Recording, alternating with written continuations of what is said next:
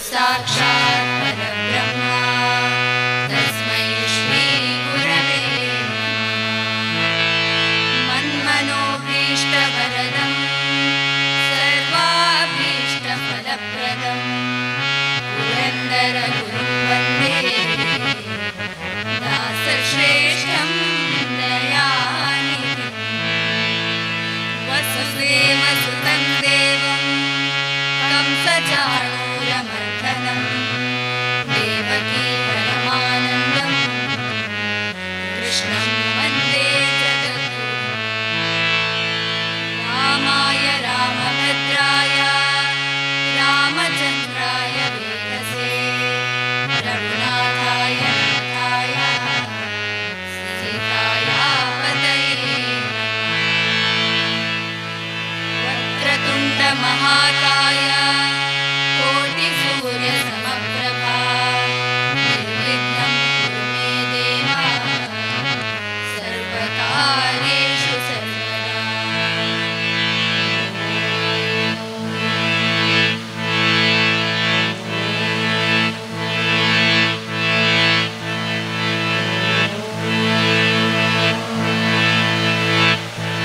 लक्ष्मी रमण गोविन्द गोविन्द।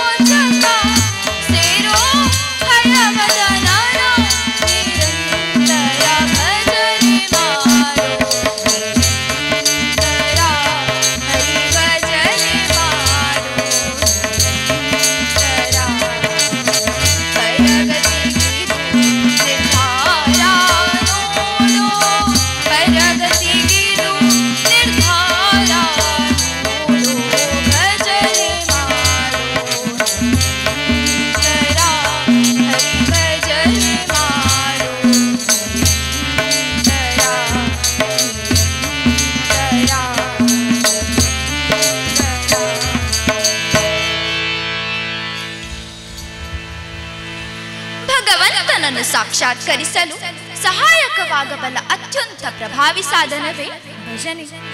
ಭಜನೆಯ ಮೂಲಕವಾಗಿ ಶ್ರೀ ಭಗವಂತನನ್ನು ಅತ್ಯಂತ ಸುಲಭವಾಗಿ ವಶಪಡಿಸಿಕೊಳ್ಳಲು ಸಾಧ್ಯವಾಗುವುದರಿಂದಾಗಿ ಜ್ಞಾನಿಗಳು ಹರಿಭಜನೆಯನ್ನು ನಿರಂತರವಾಗಿ ಮಾಡಬೇಕೆಂದು ಅದು ಮುಕ್ತಿಗೆ ಸಾಧನವೆಂದು ಸಾರಿ ಹೇಳಿದ್ದಾರೆ. ಪ್ರತಿಯೊಬ್ಬ ಜೀವಿಗೂ ಎರಡು ಗತಿಗಳಿವೆ, ಒಂದು ಇಹಗತಿ, ಮತ್ತೊಂದು ಪರಗತಿ. ಇಹಗತಿ ಎಂದರೆ ನಾವು ನಮ್ಮ ಸಂಸಾರದೊಂದಿಗೆ ಜೀವಿಸುವ ಅವಧಿ. ಪರಗತಿ ಎಂದರೆ ಈ ಜೀವಕ್ಕೆ ಒಂದು ದಿನ ನಾಶ ಅಥವಾ ಸಾವು ಸಂಬಂಧಿಸುತ್ತದಲ್ಲವೇ, ಆ ಬಳಿಕದ ನಮ್ಮ ಪರಿಸ್ಥಿತಿ. ಇಹಲೋಕದಲ್ಲಿ ನಾವು ನಮಗಿರುವ ಸ್ಥಾನ, ಮಾನ, ಗೌರವ, ಆಸ್ತಿ, ಸಂಪತ್ತುಗಳನ್ನು ಉಪಯೋಗಿಸಿಕೊಂಡು ಬೇಕಾದದನ್ನು ಪಡೆದುಕೊಳ್ಳಬಹುದು. ಆದರೆ ಪರಗತಿಯಲ್ಲಿ ಅಲ್ಲಿ ಯಾರಿರುವರು ನಮ್ಮ ಹಿಂದೆ, ಯಾರು ಬರುವರು ನಮ್ಮ ಸಹಾಯಕ್ಕೆ? ಅಂತಹ ಸಂದರ್ಭದಲ್ಲಿ ನಾವು ಇಹಲೋಕದಲ್ಲಿ ಮಾಡಿದಂತಹ ಪುಣ್ಯ ಕಾರ್ಯಗಳೇ ನಮಗೆ ಸಹಾಯಕವಾಗಿ ಇರುತ್ತದಾದ್ದರಿಂದ ಪ್ರತಿಯೊಬ್ಬರೂ ಜೀವಿಸುವಷ್ಟರ ಕಾಲ ಆ ಭಗವಂತನ ಧ್ಯಾನವನ್ನು ಮಾಡುತ್ತಾ ಪರಲೋಕವನ್ನು ಚೆನ್ನಾಗಿ ನಡೆಸುವ ಬಗ್ಗೆ ತಯಾರಿ ಮಾಡಿಕೊಳ್ಳಬೇಕಾದ್ದರಿಂದ ಈಗಲೇ ಈ ಜನ್ಮದಲ್ಲಿ ಭಜನೆ ಮಾಡುವ ಮೂಲಕ ಆ ಭಗವಂತನ ಒಲುಮೆಯನ್ನು ಪಡೆದು ಧನ್ಯರಾಗಬೇಕಂತೆ. ಅಂತಹ ಭಜನೆಯ ಮೂಲಕ ಶ್ರೀಹರಿಯನ್ನೇ ಸಾಕ್ಷಾತ್ಕರಿಸಿದ ಭಕ್ತನಾದ ಪ್ರಹ್ಲಾದನ ಕಥೆಯನ್ನು ನಾವಿಂದು ಶ್ರವಣ ಮಾಡೋಣ. ಲಕ್ಷ್ಮೀ ರಮಣ ಗೋವಿಂದ ಗೋವಿಂದ.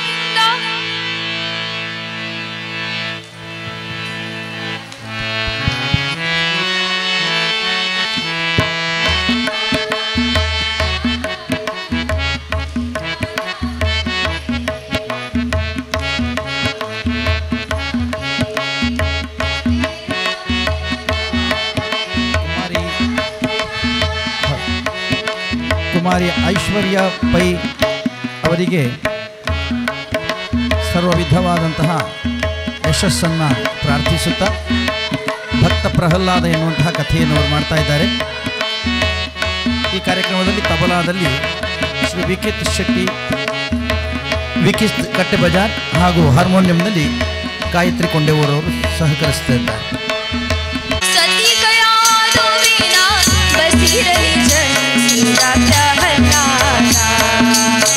असुर हिरण्यना सती गया दोविना बसीरली जनिता प्रहलादा. उसिरु उसिरु कुसुमनाभना, उसिरु उसिरु कुसुमनाभना, पेसेरु उसिरु निर्जना कंता. असुर हिरण्यना सती गया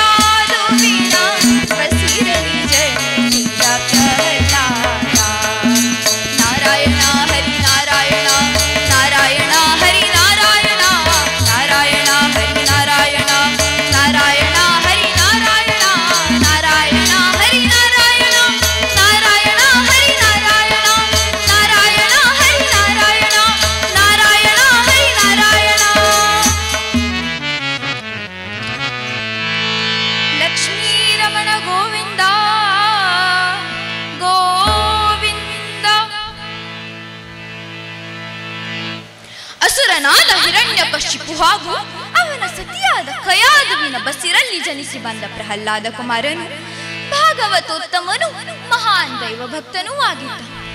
ದಿನವೂ ಆ ಹರಿನಾಮ ಸ್ಮರಣೆಯನ್ನು ಮಾಡುತ್ತಿದ್ದ. ಆದರೆ ಆ ನಾರಾಯಣನನ್ನು ಅತ್ಯಂತ ದ್ವೇಷಿಸುತ್ತಿರುವ ಅಸುರನಾದ ಹಿರಣ್ಯಕಶಿಪುವಿಗೆ ತನ್ನ ಮಗನಾದ ಪ್ರಹ್ಲಾದನು ಹರಿನಾಮ ಸ್ಮರಣೆ ಮಾಡುವುದು ಸಹಿಸಲಾಗುತ್ತಿರಲಿಲ್ಲ. ಪರಿಪರಿಯಾಗಿ ತನ್ನ ಮಗನಿಗೆ ಬುದ್ಧಿ ಹೇಳಿಕೊಡುತ್ತಾ, ನಿನ್ನ ಚಿಕ್ಕಪ್ಪನಾದ ಹಿರಣ್ಯಾಕ್ಷನನ್ನು ಆ ನಾರಾಯಣ ಮೋಸದಿಂದ ಬಂದು ಹಂಡ್ಯ ರೂಪದಲ್ಲಿ ಕೊಂದನೆಂದು, ಅಂತಹ ಮೋಸಗಾರನ ಹೆಸರನ್ನು ಈ ಅರಮನೆಯಲ್ಲಿ ಉಚ್ಚರಿಸಬಾರದೆಂದು ಎಷ್ಟೇ ಎಚ್ಚರಿಕೆ ನೀಡಿದರು ಪ್ರಹ್ಲಾದ ಹರಿನಾಮ ಸ್ಮರಣೆಯನ್ನು ಬಿಡಲೇ ಇಲ್ಲ. ಇದರಿಂದ ಹಿರಣ್ಯಕಶಿಪು ಕುಪಿತನಾದ. ತನ್ನ ಸೇವಕರನ್ನು ಕರೆದು ಹೇಗಾದರೂ ಮಾಡಿ ಅವನನ್ನು ಕೊಲ್ಲಬೇಕೆಂದು ಆಜ್ಞಾಪಿಸಿದ. ಕೊಂದು ಬನ್ನೀಗಲೇ ಈ ಮೂರ್ಖ ಬಾಲನ ಕೊಡದೆ ಕಡಿದು ಹಾಕಿರಿ ಕಂದನಲ್ಲ ಇವನೆನಗೆ ಸಂತು ಹೋಯ್ತು ಸಂಬಂಧ ಕಂದನಲ್ಲ ಇವನೆನಗೆ ಸಂತು ಹೋಯ್ತು ಸಂಬಂಧ ಮಧ್ಯ ಮರಣ ಕಾಮ ಇಚ್ಛೆ ನನಗಿದೆ ಮಧ್ಯ ಮಧ್ಯ ಮರಣ ಕಾಮ ಇಚ್ಛೆ ನನಗಿದೆ ಕೊಂದು ಬನ್ನೀಗಲೇ ಈ ಮೂರ್ಖ ಬಾಲನ ಈ ಮೂರ್ಖ ಬಾಲಕ ನನ್ನ ಕುಲಕಂಟಕನಾಗಿದ್ದಾನೆ ನನ್ನ ವಿರೋಧಿಯಾದ ನಾರಾಯಣನ ನಾಮಸ್ಮರಣೆಯನ್ನು ಮಾಡುತ್ತಿದ್ದಾನೆ ಆದ್ದರಿಂದ ಈ ಕೂಡಲೇ ಯಾವುದಾದರೂ ವಿಧದಿಂದ ಇವನನ್ನು ಕೊಂದು ಬನ್ನಿ ಎನ್ನಲಾಗಿ ಒಡೆಯನ ಆಜ್ಞಾಪಾಲಕರಾದ ಸೇವಕರು ಪ್ರಹ್ಲಾದನನ್ನು ಕರೆದೊಯ್ದು ಬೆಟ್ಟದಿಂದಲೇ ಕೆಳಗೆ ಬಿಸುತ್ತರು ಕೆಟ್ಟ ಗಜ ಕೆಳಗೆ ಎಸೆದರು ಬೆಟ್ಟದಿಂದಲೇ ಕೆಳಗೆ ಬಿಸುತ್ತರು ಕೆಟ್ಟ ಗಜ ಕೆಳಗೆ ಎಸೆದರು ಸುಟ್ಟುಕೊಳ್ಳಲು ಹುರಿವ ಬಡಭಾಗಿಯಲಿ ಮುಚ್ಚಿದರು ಹುಟ್ಟಿಕೊಳ್ಳಲು ಹಾವಣಿಸುತ್ತ ಬೆನ್ನಟ್ಟಿದರು ಈಟಿಯನ್ನು ಪಿಡಿಯುತ್ತ ದಟ್ಟ ಸರ್ಪದ ಹಿಂಡವಾಜರಿ ಎತ್ತಿ ಹಾಕಿದರು ಬೆಟ್ಟದಿಂದಲೇ ಕೆಳಗೆ ಬಿಸುತ್ತರು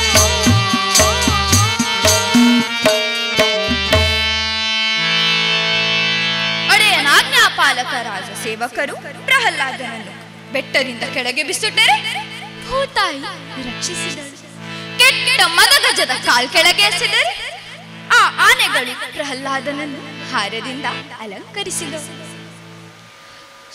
ದಗದಗನೇ ಉರಿಯುವ ಬಡಭಾಗ್ಯ ಮಧ್ಯಕ್ಕೆಸೆದರೆ ಅಗ್ನಿದೇವನೇ ಮೇಲೆದ್ದು ಬಂದು ಬಾಲಕನ ಕೂದಲು ಕೊಂಕದಂತೆ ಸಂರಕ್ಷಿಸಿದ ಬೆನ್ನಟ್ಟಿ ಬಂದು ಈಟಿ ಬಡ್ಜಿಗಳಿಂದ ಕೊಲ್ಲಲೆತ್ನಿಸಿದರೆ ಆ ಆಯುಧಗಳೇ ಸೈನಿಕರನ್ನು ಬೆನ್ನಟ್ಟಿ ಹಿಂಸಿಸಿದವು ಕೊನೆಗೆ ದಟ್ಟವಾದ ಸರ್ಪ ಹಿಂಡಿನ ಮಧ್ಯಕ್ಕೆಸೆದರೆ ಆ ಸರ್ಪಗಳು ಪ್ರಹ್ಲಾದನನ್ನು ಕಚ್ಚದೆ ಅವನನ್ನು ಪ್ರದಕ್ಷಿಣೆ ಬಂದು ಹೊರಟೇ ಹೋದವನು ಈ ಪ್ರಕಾರವಾಗಿ ಎಲ್ಲಾ ವಿಧಾನಗಳು ವಿಫಲವಾಗಲು ಹಿರಣ್ಯಕಶಿಪು ಕುಪಿತನಾದ ಹೇಗೆ ನೀನು ಬದುಕುಳಿದೆ ಎಂಬುದಾಗಿ ಪ್ರಶ್ನಿಸಿದ ಪ್ರಹ್ಲಾದ ಹೆದರಲಿಲ್ಲ ಅಪ್ಪ ನನಗೆ ಆ ಹರಿನಾಮ ಸ್ಮರಣೆಯೇ ಕಾಪಾಡಿತು ಆ ಹರಿನಾಮ ಸ್ಮರಣೆ ಸಮಸ್ತ ಅಪಾಯ ಕೋಟಿಯಿಂದ ಜೀವಿಯನ್ನು ರಕ್ಷಿಸುವ ಸಂಜೀವಿನಿ ಎಂದಾಗ ಹಿರಣ್ಯಕಶಿಪು ಕೋಪದಿಂದ ಥರಥರನೇ ನಡುಗಿದ ಹರಿ ಹರಿ ಎಂಬುದಾಗಿ ಗಂಟಲು ಹರಿಯುತ್ತಿರುವೆ ಅಲ್ಲ ಎಲ್ಲಿದ್ದಾನೆ ನಿನ್ನ ಹರಿ ಎಂಬುದಾಗಿ ಪ್ರಶ್ನಿಸಿದಾಗ ಪ್ರಹ್ಲಾದ ಅಂಜಲಿಲ್ಲ ಅಳುಕಲಿಲ್ಲ ಸಂಶಯವೂ ಪಡಲಿಲ್ಲ ಅಪ್ಪ ಎಲ್ಲ ಮೊನೆ ಮುಳ್ಳ ಕೊನೆ ಪೊಳ್ಳು ಬಿಡದೆ ಒಳಗೆ ಹೊರಗೆ ಎಲ್ಲ ಠಾವಿನಲ್ಲಿ ಆ ಲಕ್ಷ್ಮೀ ನಲ್ಲನಿದ್ದಾನೆ ಎಂಬುದಾಗಿ ಬಲು ಶ್ರದ್ಧೆಯಿಂದ ನುಡಿದ ಈಗಲಂತೂ ಹಿರಣ್ಯಕಶಿಪುವಿಗೆ ಸಹಿಸಲಾಗಲಿಲ್ಲ ಕೈಯಲ್ಲಿ ಕಠೋರವಾದ ಖಡ್ಗವನ್ನು ನೀಡಿದವನೇ ಎಲೆ ಮೂರ್ಖ ಪ್ರಹ್ಲಾದ ಎಲ್ಲೆಲ್ಲೋ ನಿನ್ನ ಕಳ್ಳ ಹರಿ ಇದ್ದಾನೆಂದೇ ಅಲ್ಲ ಅವನನ್ನು ಈ ಕಂಬದಲ್ಲಿ ತೋರಿಸಬಲ್ಲೆಯಾ ಎಂಬುದಾಗಿ ವ್ಯಂಗ್ಯವಾಡಲಾಗಿ ಪ್ರಹ್ಲಾದ ನಗುತ್ತಾ ಅಪ್ಪ ಬಿಂಬದಲ್ಲಿ ಪ್ರತಿಬಿಂಬದಲ್ಲಿ ಇರುವ ಆ ಹರಿ ಈ ಕಂಬದಲ್ಲಿ ಇದ್ದೇ ಇರುವನು ನೀನೇ ಪರೀಕ್ಷಿಸು ಎಂಬುದಾಗಿ ದೃಢಭಕ್ತಿಯಿಂದ ನುಡಿದ ಈಗಲಂತೂ ಹಿರಣ್ಯಕಶಿಪುವಿಗೆ ಸಹಿಸಲಾಗಲಿಲ್ಲ ಕೈಯಲ್ಲಿ ಕಠೋರವಾದ ಖಡ್ಗವನ್ನು ಹಿಡಿದವನೇ ಆ ಕಂಬದ ಮೇಲೆ ಒಂದೆಟ್ಟು ಕೊಟ್ಟೇ ಬಿಟ್ಟನು ಕಡು ಕೋಪದ ಖಳನು ಖಡ್ಗವನ್ನು ಹಿಡಿದು ಒಡೆಯನೆಲ್ಲಿ ಹರನ್ನು ಕಂಬವನ್ನು ಜಡಿದು ದೃಢಭಕ್ತಿಯಲ್ಲಿ ಶಿಶುವು ಬಿಡದೆನ್ನನು ಕರೆ ದೃಢಭಕ್ತಿಯಲ್ಲಿ ಶಿಶುವು ಬಿಡದೆನ್ನನು ಕರೆ ಧಡ ಧಡನೆ ಕಂಬದಿಂದ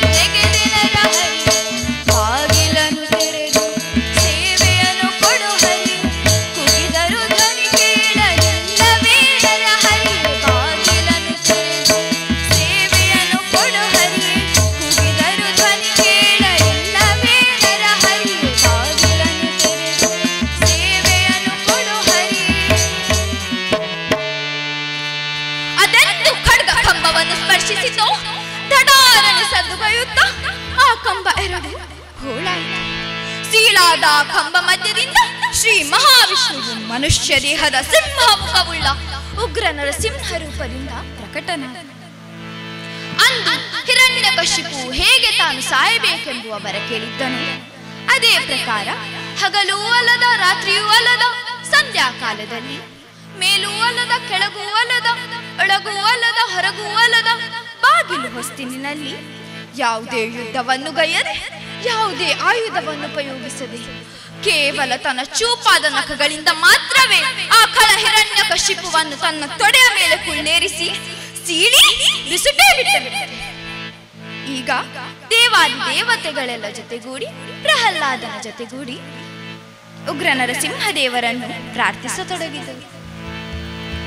ಉಗ್ರಂ ವೀರಂ ಮಹಾವಿಷ್ಣು ಜ್ವಲಂತಂ ಸರ್ವತೋಮುಖಂ ನರಸಿಂಹಂ ಭೀಷಣಂ ಭದ್ರಂ ಮೃತ್ಯೋರ್ಮೃತ್ಯುಂ ನಮಾಮ್ಯಹಂ. ಈ ಪ್ರಕಾರವಾಗಿ ಎಲ್ಲರೂ ಉಗ್ರ ನರಸಿಂಹದೇವರನ್ನು ಪ್ರಾರ್ಥಿಸಲಾಗಿ ಸಂತಸಗೊಂಡು ನರಸಿಂಹದೇವರಿಗೆ ಸಂತಸಗೊಂಡರು. ತನ್ನ ಉಗ್ರತೆಯನ್ನು ಕೊನೆಗೊಳಿಸಿದರು. ಪ್ರಹ್ಲಾದನನ್ನು ಕರೆದು ತನ್ನ ತೊಡೆಯ ಮೇಲೆ ಕುಳ್ಳೇರಿಸಿ ಅಪ್ಯಾಯಮಾನವಾಗಿ ತಲೆ ನೇವರಿಸುತ್ತಾ, ಹೇ ಪ್ರಹ್ಲಾದ, ನಿನ್ನಂತಹ ಭಾಗವತೋತ್ತಮ ಈ ಕುಲದಲ್ಲಿ ಜನಿಸಿದ್ದಾನಾದ್ದರಿಂದ ನಿನ್ನ ತಂದೆ ಮಾಡಿದ ಸರ್ವಾಪರಾಧವನ್ನು ಕ್ಷಮಿಸುತ್ತೇನೆ, ಹಾಗೂ ನಿನ್ನ 21 ಕುಲದವರನ್ನು ಉದ್ಧಾರ ಮಾಡುತ್ತೇನೆ ಎಂದು ಹರಸಿ ಹಾರೈಸಿ ಅಂತರ್ಧಾನರಾದರು. ಈ ಪ್ರಕಾರವಾಗಿ ಹರಿಭಜನೆಯನ್ನು ನಿರಂತರವಾಗಿ ಗೈದ ಕಾರಣ ಭಾಗವತೋತ್ತಮನಾದ ಪ್ರಹ್ಲಾದನಿಗೆ ಸದ್ಗತಿ ಪ್ರಾಪ್ತವಾಯಿತಲ್ಲವೇ. ಈ ಭಾಗ್ಯ ನಮಗೆಲ್ಲರಿಗೂ ದೊರಕಲಿ ಎಂಬುದಾಗಿ ಪ್ರಾರ್ಥಿಸುತ್ತಾ, ನನಗೆ ಹರಿಕತೆ ಕಲಿಸಿಕೊಟ್ಟಂತಹ ಪೂಜ್ಯ ಗುರುಗಳಾದ ಶ್ರೀ ಶಮ್ನಾಡಿಗ ಕುಂಬಳೆ ಇವರಿಗೂ, ಇಲ್ಲಿ ಹರಿಕತೆ ಮಾಡಲು ಅವಕಾಶ ಮಾಡಿಕೊಟ್ಟಂತಹ ಶ್ರೀ ನಿತ್ಯಾನಂದ ಯೋಗಾಶ್ರಮ ಕೊಂಡೂರು ಹಾಗೂ ಪೂಜ್ಯ ಗುರುಗಳಿಗೂ, ನನಗೆ ಹರಿಕತೆ ಕಲಿಯಲು ಪ್ರೋತ್ಸಾಹಿಸಿದ ನನ್ನ ಹೆತ್ತವರಿಗೂ ಮನೆಯವರಿಗೂ, ಹಿಮ್ಮೇಳದಲ್ಲಿ ಸಹಕರಿಸಿದಂಥವರಿಗೂ, ಉತ್ತಮ ಧ್ವನಿವರ್ಧಕದ ವ್ಯವಸ್ಥೆಯನ್ನು ಮಾಡಿಕೊಟ್ಟಂಥವರಿಗೂ, ಹಾಗೂ ನನ್ನ ಹರಿಕತೆಯನ್ನು ಇಷ್ಟೊತ್ತು ಆಲಿಸಿ ಹರಸಿದ ನಿಮ್ಮೆಲ್ಲರಿಗೂ ಧನ್ಯವಾದವನ್ನು ಸಮರ್ಪಿಸಿ ಈ ಪುಣ್ಯಪ್ರದವಾದ ಕತೆಗೆ ಮಂಗಳವನ್ನ.